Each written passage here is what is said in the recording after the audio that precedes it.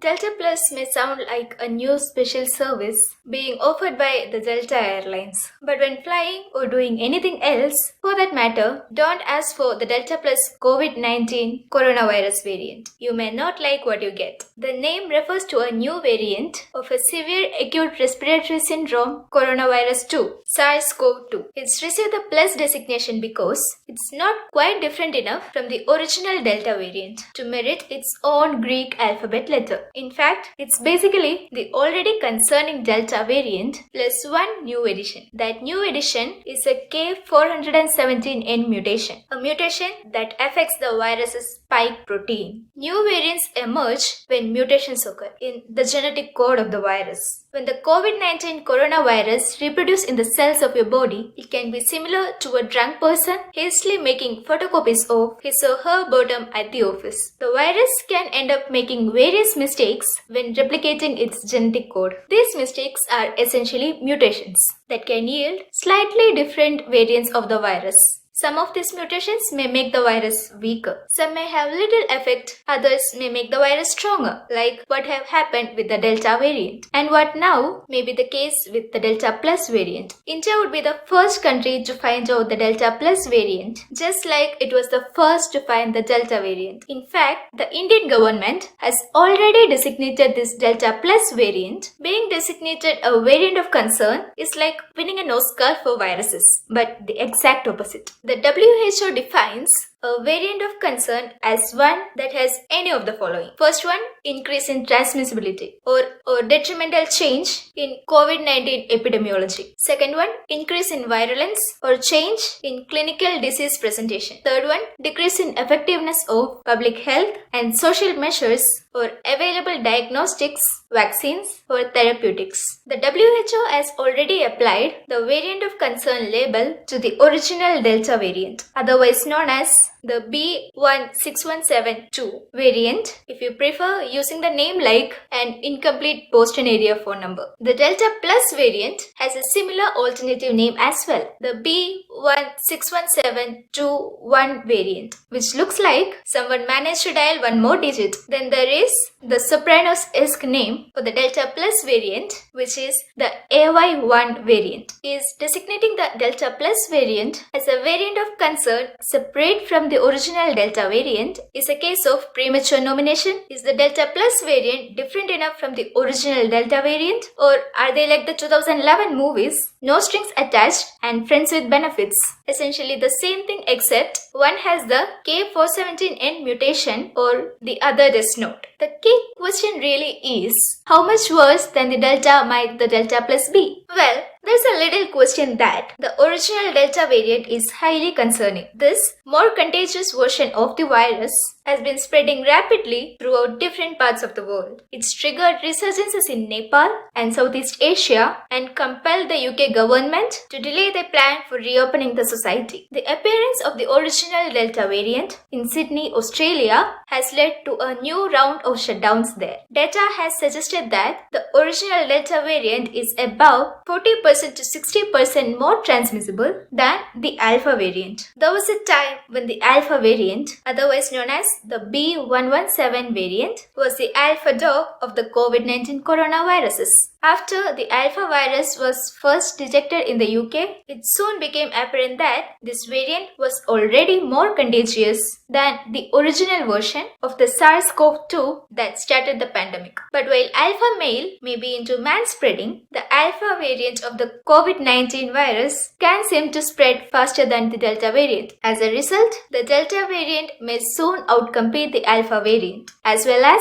other currently more common versions of it, to become the more dominant strain in many countries. There is also the concern that the Delta variant may be more adept at attacking your lung cells. This is a bad news not only for your lung cells but you as well. After all, unless something have gone horribly wrong, you and your lung cells are attached. As a result, the Delta variant may be more likely than other versions of the virus to make you more ill. A June 11 report from the Public Health England indicated that early data from both England and Scotland demonstrate an increased risk of hospitalization with Delta compared to Alpha. Another concern is how well will the existing COVID-19 vaccines may protect against the Delta variant. A study from the Public Health England suggests that COVID-19 vaccines may be a little less effective in preventing symptomatic COVID-19 from the Delta variant versus such disease from the Alpha variant. During the study period, April 5th to May 16th, the difference of 2 doses of the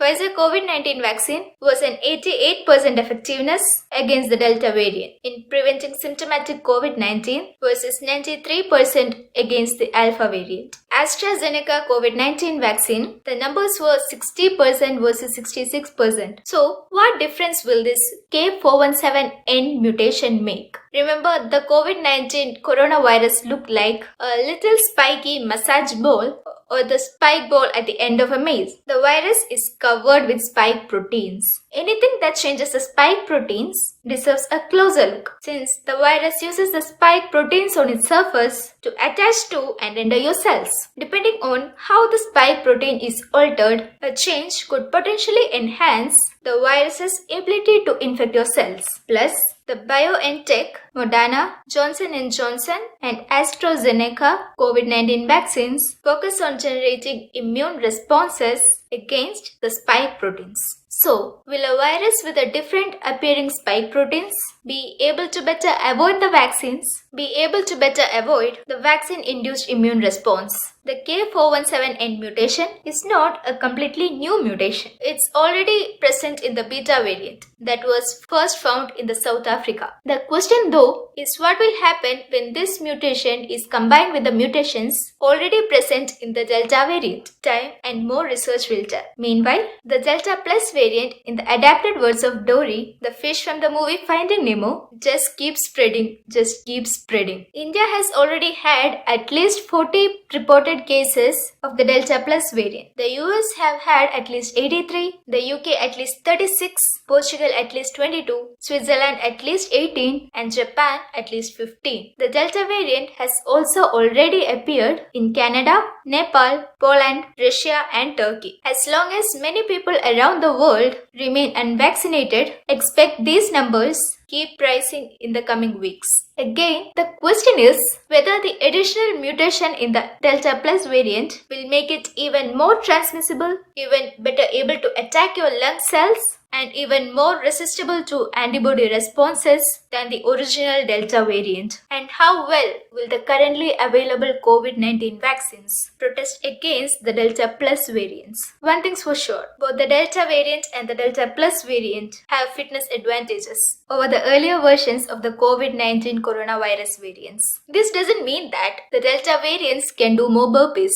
Instead, a fitness advantage for the viruses is when one version has the characteristics that allow it to outcompete and spread faster and further than other variants. A variant with a clear fitness advantage will probably eventually become the dominant version throughout much of the world. The only ways to prevent the Delta and the Delta Plus variant from becoming dominant to employ a combination of social distancing and face mask wearing to slow their spread until enough people are vaccinated. Once herd immunity thresholds are reached and exceeded, the virus will have much more difficulty spreading. It will then be a lot easier to contain the spread of virus and life can truly return to normal. This may sound straightforward. However, there are big buts, but I cannot lie. One big but are the people who still refuse to take the COVID-19 pandemic seriously or who are relaxing way too soon or way too quickly. Many parts of the US seem about as ready to deal with the Delta variant as your dog is to drive your car. In many locations, social distancing and face mask wearing appear to be going the way of a rotary phone or or MySpace with people abandoning these measures as if the pandemic were over. But no official public health authority has declared the pandemic over, not even close. In May, the Center for Disease Control and Prevention, the CDC, relaxed the social distancing and face mask wearing for just those who were fully vaccinated, not for everyone. But as you can see, many unvaccinated people have forgone such precautions as well. As of today, 46.1% of the total population in the US is fully vaccinated. But the vaccination rate seems to be slowing significantly. As Zombieland and basically every horror movie should have taught you, premature relaxation can be a grave mistake.